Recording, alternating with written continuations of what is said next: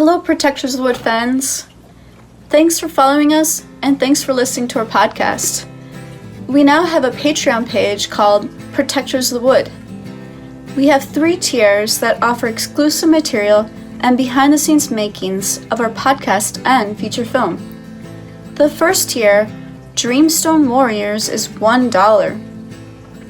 In this tier, you will receive a free copy of our first film that we made, Phoebe Comes Home, music, and digital illustrations of characters as phone and desktop wallpaper. By joining our second tier, you will get everything in Tier 1 also. The second tier is called Students Against Fossil Fuels, which is $5. You will receive PSD files of the characters and speed drawings. When you join third tier, you will receive everything in Tier 1 and Tier 2.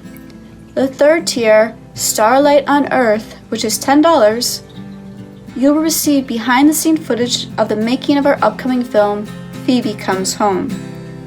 And you will also receive live streams of music performances and footage of the making of our new album, Nature Lives Here. From all of us at Protectors of the Wood, thank you again for following us. Bye.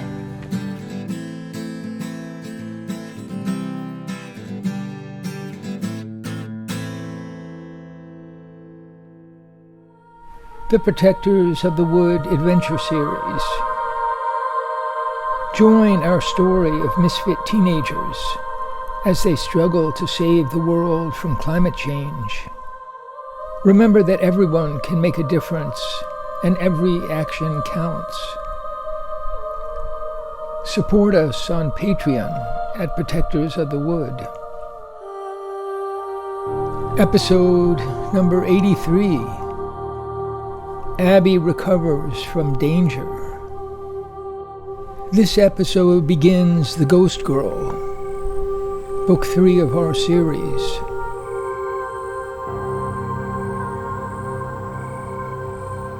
Late that night, after the state police and the reporters and the television crew had all gone, Reverend Tuck told Abby she'd better make herself a decent place to sleep in the cottage.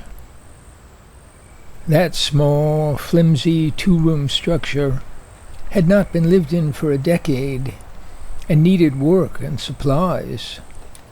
Tuck gathered sheets, blankets, and a pillow, a broom and dustpan, light bulbs, sponges, 2 kinds of soap, paper towels, toilet paper, some dishes, a small pot, and a frying pan. But don't sleep yet. I need to talk to you before tomorrow.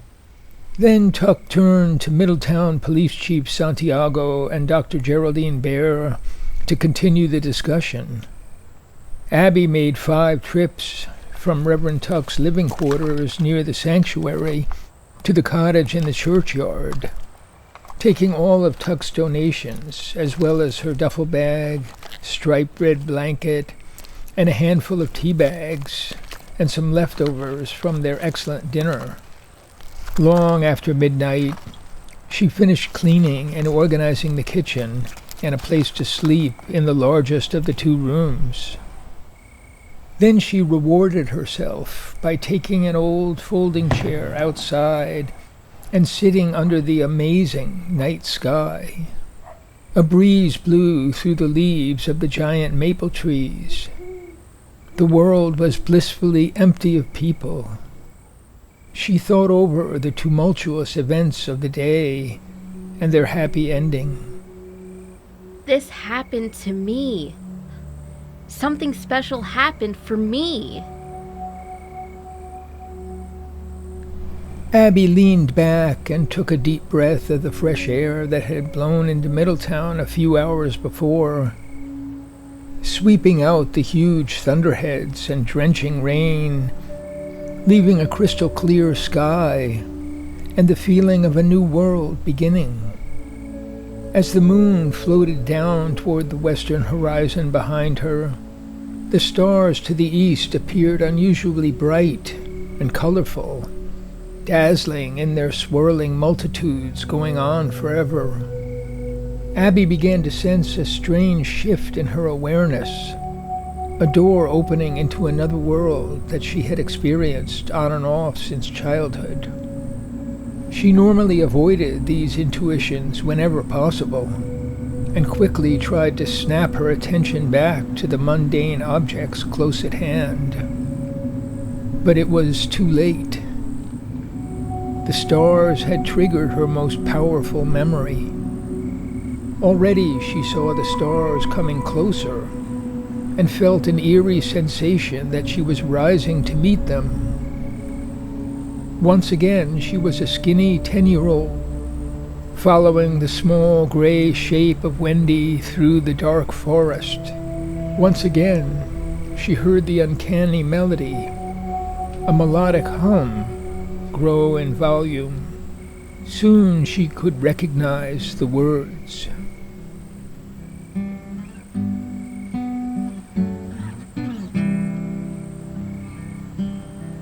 Through heaven and earth, a tree is growing. Around the world, a river flowing. We can travel by secret ways, like a shadow through our days. Follow me, come and see. We're climbing the world tree. As the ages have gone by, the abyss has grown so wide. Heaven and earth are separate now, a journey no one knows how. Follow me, come and see. We're climbing the world tree.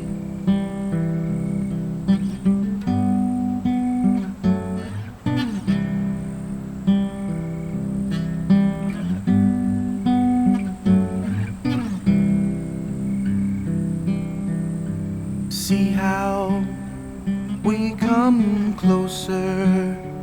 You're on the pathway to the stars. Reach out your hand and touch the heavens. It's not far, it's not far. Follow me, come and see. We're climbing the world tree. Follow me, come and see. We're climbing the world tree. Follow me, come and see. We're climbing the world tree.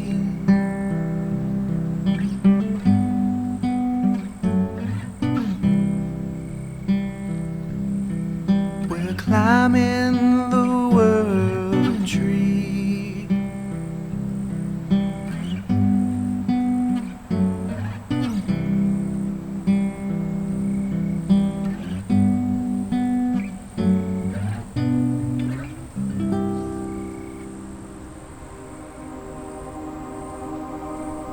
Wendy and Abby arrived in a large meadow that Abby had never seen before.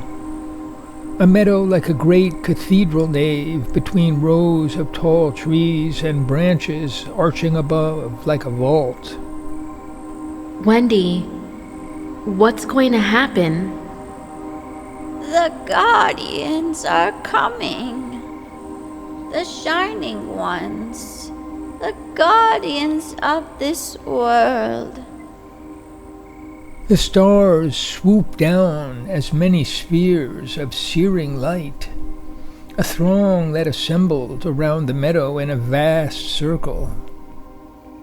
Abby could distinguish their features by the shadows cast by the radiant glow from their bodies. They were strikingly beautiful, pulsing with color, and the musical hum of the song that seemed to come from everywhere at once. One of these glorious beings stepped forward, bright with a reddish light even to the hair and skin. Another entered from the forest and stood next to the first. This second being appeared radically different, with dark green skin and smooth, strong arms and legs like limbs from a tree. Abby was sure that this green being had not come from the sky, but from the forest. She risked a look at the glistening eyes and found them staring back with urgency and sorrow. Wendy appeared dim, frail and tiny amidst these beings from the earth and sky, and Abby felt even smaller. Her whole body shivered. She thought, "What am I doing here?" The being with the red glow advanced even closer, and Abby saw the pupils of its eyes sparkle with an intensity of life and color that she could hardly endure. The face was so beautiful, she felt her heart jump. The red being spoke to Wendy with confidence and authority, but Abby sensed an undertone of anxiety. "Yes, as you see, we have come." I am forever grateful. I present one of the young warriors, as you have foreseen. Their future leader? No, for they will have many leaders. She will be their representative to you. With fear and awe, Abby realized they were talking about her. And why do we need such a person? The sparkling eyes gave Abby a piercing look that made her turn away. My work draws to a close in these coming years, but the transformation on Earth will go on for a long time, nearly a century. Trust me, this meeting will prove important for all of us. Abby was thinking. Her work draws to a close? Draws to a close? No, I need her. We shall see. The glowing eyes of the multitude in the circle were riveted on Abby. Her heart raced. The red being continued to stare at Abby. Yes, she has talent. If it develops, Dreamstone will help her. So, you will know her. I will. But tell us, your long labor draws to a close, yet the most important things are left undone. You stay in retreat and do not cooperate with Teresa. You have given complete devotion to this work, yet you have accomplished very little given the need. Yes, yes, we know you have strength and potential in reserves, but you do not use it. The red being glared at Wendy and then said in a tone of fierce warning, We also know that this vast era of time is coming to a crisis, and you do not seem ready. Eons of development are in danger. The outcome is shrouded in darkness. I chose the dark path on purpose. I am hidden until the end. But that does not mean I am unready. And never forget that I cannot force people and events. I must inspire them. People are as free as ourselves to choose their path. Abby found herself watching a small, very bright sphere approaching them from above. The white light was surrounded by sparks or tiny flames of copper and gold. It grew so bright that Abby had to close her eyes. When she looked again, a third being stood near the other two, with a body covered by a golden film. Within that light was the shadow of a very expressive, almost seductive face. A buzzing sound rippled around the large circle. We are all overjoyed to see you. The beings bowed. If you have advice, we sorely need it. As you probably expect, I have a message of both hope and fear. The new arrival looked steadily at Wendy. Tiny copper flames flickered and grew around that beautiful head. Please, tell us. I have no secrets. The golden being stared at Wendy as if no one else existed, and declared, This much I know with certainty. Your mission hangs by a thread. The adversary is free and active, more determined than ever to prove this long experiment a failure here on Earth above all. Whatever help we have provided, humans have not met the challenge. Over the coming 20 years, the crisis will begin like a flood, and if the tide does not turn, the destruction will increase. But you have a chance of success. Follow through with your plan, your whole plan, mind you, and do not be thrown off course by anyone or anything. I bring you these words. Take courage. You are our beloved daughter. This is your hour. Wendy's face remained hidden in shadow. With hardly a pause, the messenger added in a different tone of voice, looking around at the countless lights in the wide circle. We are taking great risks. Our presence will be discovered. Do not fear. I am nearly invisible. One of many humans, nothing special. And now we are finished here. My purpose is complete. I am very grateful to all of you. Just a word before we go. The green being looked at Wendy.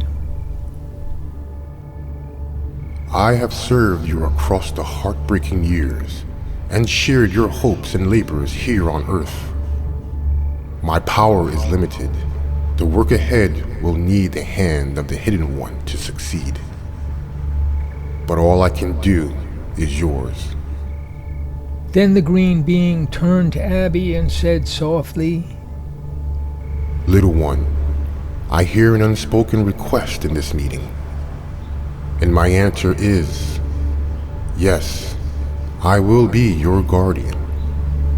The strange face looked at Abby and expressed a strength of identity and emotion that she would know forever. She knew in her heart.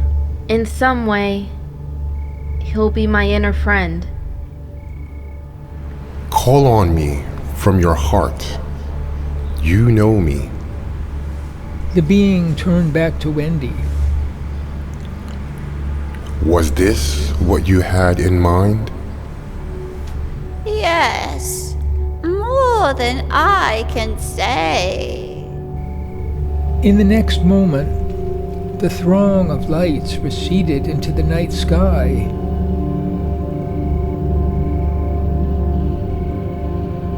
Rejoining the swirling billions, the perhaps infinite lights in the vast and mysterious cosmos. All but the green being who disappeared into the forest. The dream vision ended there. The next thing Abby remembered was waking in the hospital, breathing through a respirator. Her desperately anxious parents were sitting nearby. She had been a very skinny 10-year-old with chronic asthma, recovering from pneumonia. Hearing the sound of the crickets, Abby woke from her vision and found herself as a 19-year-old under the glorious night sky. She struggled to re-enter the present, but felt her 10-year-old self as a living presence inside her. She was thinking, So once again, I'm reminded that I have a job to do. Something specifically for me. But years have gone by, and I'm still not sure what it is. A mission in the world, Wendy calls it. But what is that? Come follow me. It's alright, you see. There's nothing for you to fear. Come on over here. You can see me through your tears. I'll listen to you. I hear what you say. Go ahead and cry from your heart. I'll see your part. With me, there's always a way.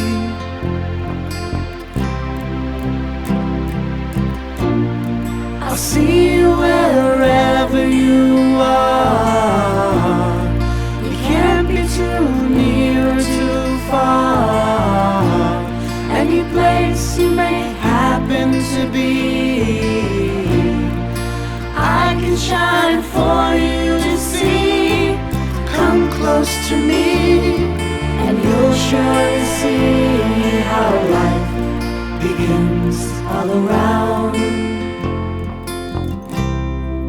See what you found. Just walk through the door. In my world there's always some more. The best is in store. The real story goes on and on.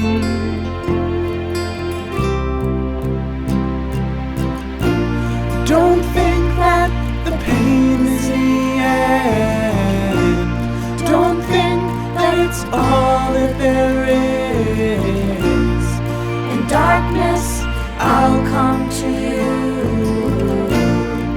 Remember, I'll always come through. If you only knew, it's all really true. How life begins all around. See what you found.